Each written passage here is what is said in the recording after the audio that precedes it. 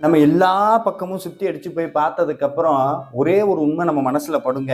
என்னன்னா, எங்க போய் உட்கார்ந்தா நிம்மதியா இருக்குன்னா, முருகனுடைய கோவில்ல போய் உட்கார்ந்தா போதும். ஒரு தூணோரமா சாஞ்சுகிட்டு, அங்க வரப்போற முருக பக்தரை எல்லாம் பார்த்துட்டு மனசுக்குள்ள முருகா, முருகான்னு சொல்லிக்கிட்டே கொஞ்ச நேரம் அப்படியே கண்ண மூடி முருகன நெனச்சோம்னா, மனசுக்குள்ள ஒரு பேரானந்த பேருணர்வு வரும். என்னன்னா, இந்த மொத்த பிரபஞ்சமும் நம்மளை விட்டுட்டு போனாலும், முருகன் நம்மள விடமாட்டான். அவன் நம்ம கூடயே இருக்காங்கிற அந்த மெய் உணர்வ அருணகிரிநாதர் எப்படியோ படம் பிடிச்சுட்டாரு. அத கந்தர் அலங்காரத்துல சொல்றாரு. என்னன்னா, மைவரு கண்டத்தர் மைந்தா கந்தா என்று வாழ்த்தும் இந்த கைவரும் தொண்டன்றி மற்றறியேன் கற்ற கல்வி போய் பைவரும் கேளும் பதியும் கதற பழகி நிற்கும் ஐவரும் கைவிட்டு மெய்விடும் போது நின் அடைக்கலமே. எல்லாம் என்னை விட்டு போனாலும் என்னை கைவிடாத ஒரே கை எதுன்னா அது முருகப்பெருமானுடைய 12 கைங்கிற உண்மையை அருணகிரிநாதர் கந்தர் அலங்காரத்துல மிக தெளிவாக அழுத்தம் திரு